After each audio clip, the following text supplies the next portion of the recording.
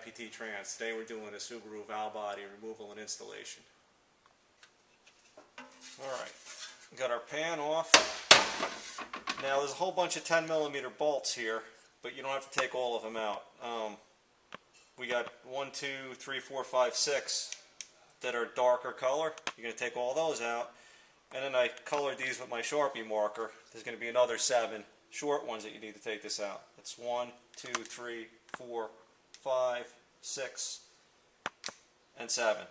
So when you're doing this, you can rewind back and just pause this frame and you should be able to see all the bolts that you need to take out.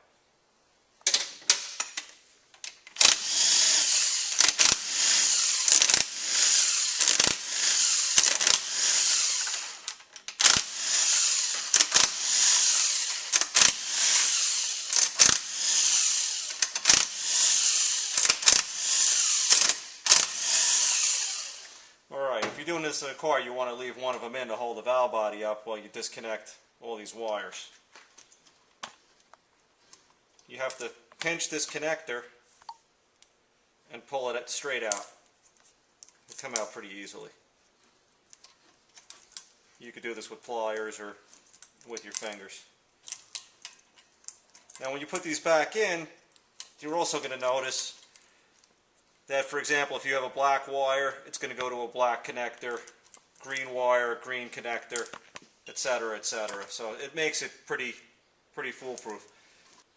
You also want to take notice that there's a ground strap that goes to one of these bolts right here. So you want to make sure you have that hooked back up, or you're going to have other problems when you put this thing back in.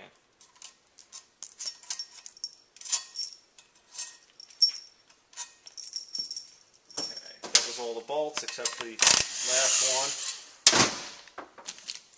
one. Now we just move these to the side. Oh, and also there's a temperature sensor here, which there's two different designs. One kind you're going to have to take this bolt out, but most of them have another type where it's just popped into a bracket. And you're going to have one last plug down in here, which is for your transfer clutch solenoid, which is in the tail housing, but it connects here. Valve body comes out. And what you want to notice inside the case is there's a little seal here. And this normally won't fall out, but be aware of its existence because you want to make sure it's there when you put this valve body back in, or you're going to have a pretty severe slip in second gear.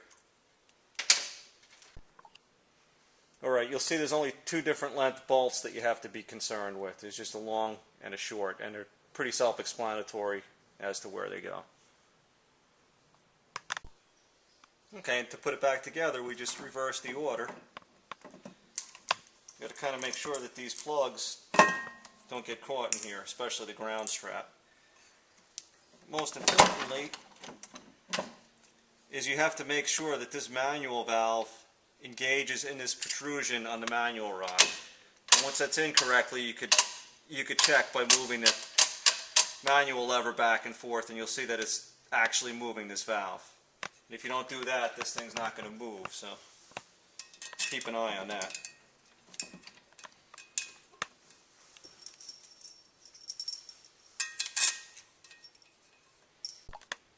Okay, now I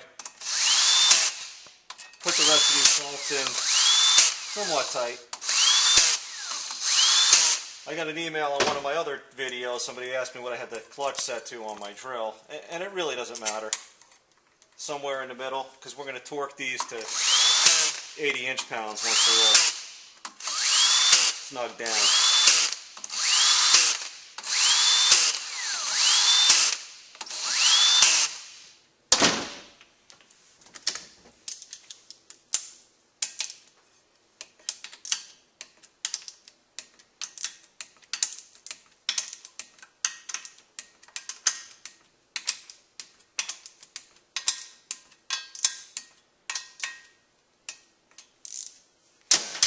Now the connectors go back on. We'll start with this guy down here. It's a little awkward to get to, but you could get it in here and push it in. Sometimes it's easier to push it down with a screwdriver because it kind of gets tucked up in there a bit. And we'll put our temperature sensor back on. Obviously, remember, if you had to take this bolt out to get the temperature sensor out, you want to retighten that and retorque it. We have our blue wire to the blue solenoid. Red goes to red. The gray. The yellow. A green. A black. And a second red. But you can see there, two reds can't get confused. One of them's real short, and this other one you'd have to go all the way back there to do it wrong, so you can't really mess those up. And these wires kind of just get pushed in there, so when you put the pan on, you don't pinch any of them. And again, make sure that you have your ground hooked up. Pan back on. You could use sealer or a pan gasket, and that's about all there is to it.